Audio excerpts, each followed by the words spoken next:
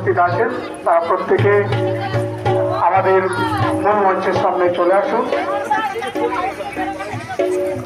আমরা শুরু করছি যে 1855 সালে যে সাঁওতাল বিদ্রোহকে সামনে রেখে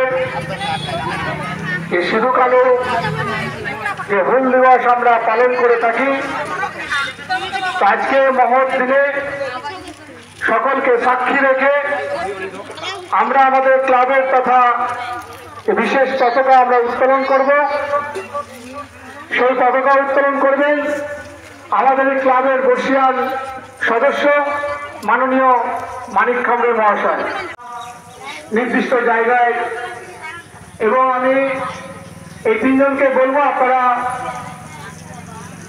এই সিধু কালো মূর্তির সামনে আসুন এবং যে আমাদের মালা আছে, যে পুষ্প এবং মালা আপনারা নির্দিষ্ট জায়গায় প্রদান করুন।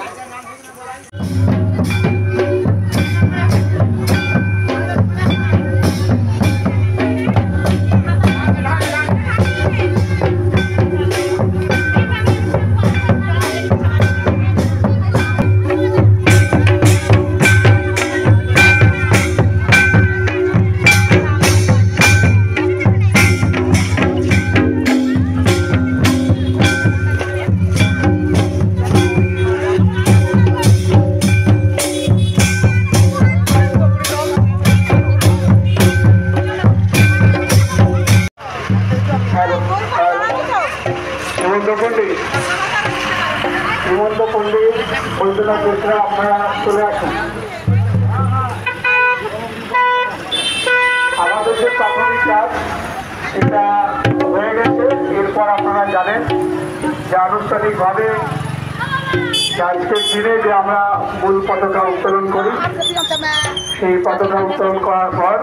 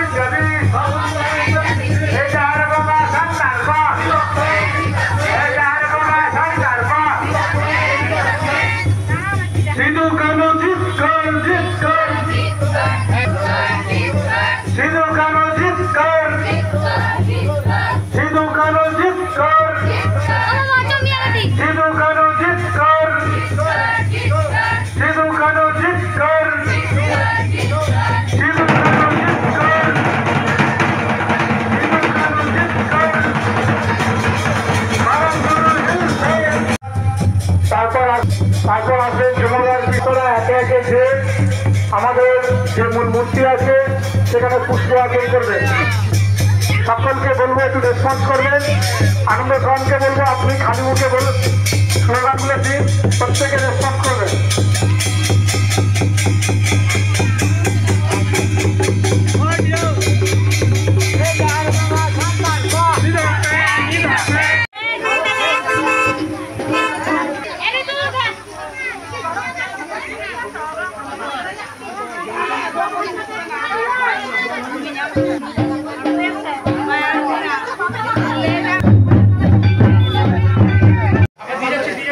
ওখানে নাই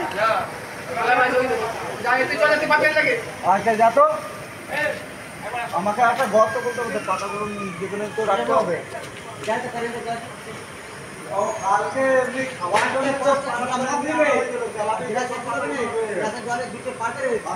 মাসিমা, আজকে দেখতে পাচ্ছি আপনি সেই সকাল থেকে দীর্ঘ সময় এই হুল দিবস যেখানে পালিত হচ্ছে সেখানেতে মানে একইভাবে অংশগ্রহণ করছেন। একটু যদি এই হুল দিবস উপলক্ষে একটু বিস্তারিত বলেন আরামবাগ টাইমসের দর্শকদের।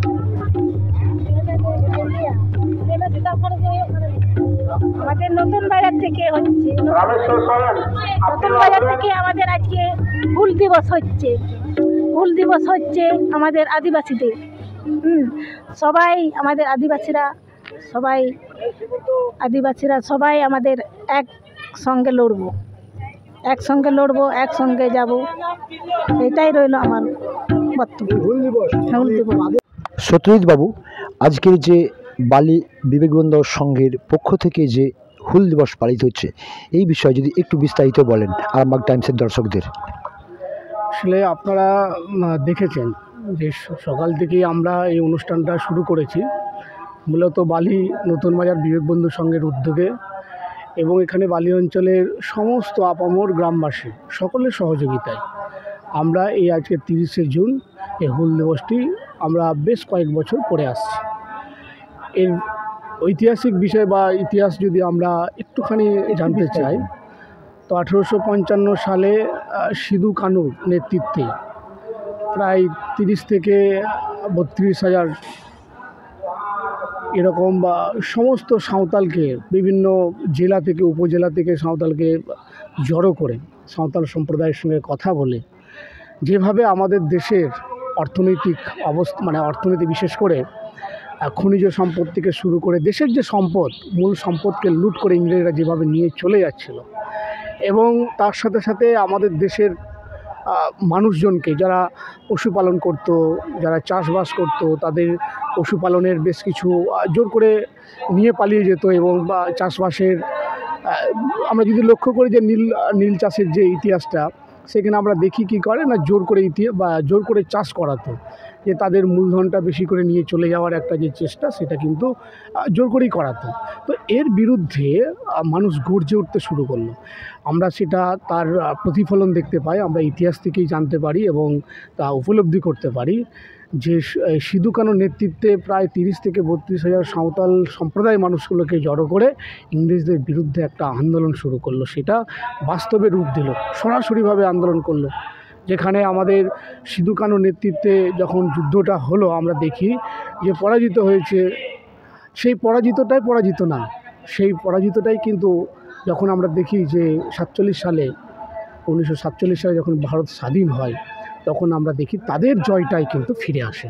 সেই জয় মানে আজকে সেই জয়টাকে আমরা মর্মে মর্মে উপলব্ধি করতে পারি। তাই ওই দিনটাকে আমরা আজকে এই মহৎ দিন হিসেবে দিবস মানে হুল দিবস হিসেবে যেভাবে চিহ্নিতকরণ করা হয়েছে সেই দিবস হিসেবেই কিন্তু আমরা পালন করে আসছি। এই যে দিবসটি পালন করছেন এটা কি শুধুমাত্র আদিবাসী সম্প্রদায় সীমাবদ্ধ না জাতি ধর্ম নির্বিশেষে সকলেই সামিল হয়েছেন এতে? দেখুন, লড়াইটা এবং আজকের দিনটা এটা যদি শুধু বলি যে আদিবাসী সমাজের মধ্যেই সীমাবদ্ধ আছে তা না, সরকারিভাবেও প্রোগ্রাম হচ্ছে সেখানে জাতি ধর্ম নির্বিশেষে।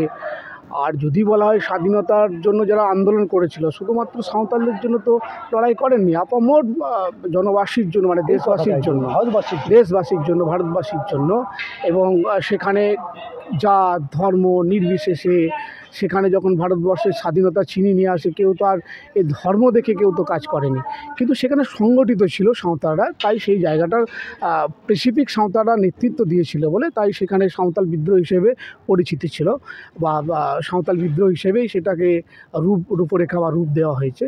কিন্তু আজকেও আমরা যেটা করছি যে হুল দিবসটা, এখানে কিন্তু সর্বসম্প্রদায়ের মানুষই কিন্তু অংশগ্রহণ করেছে এবং চোখে পড়ার মতো। একদমই তাই। ধন্যবাদ, অনেক ধন্যবাদ সত্যজিৎ বাবুকে।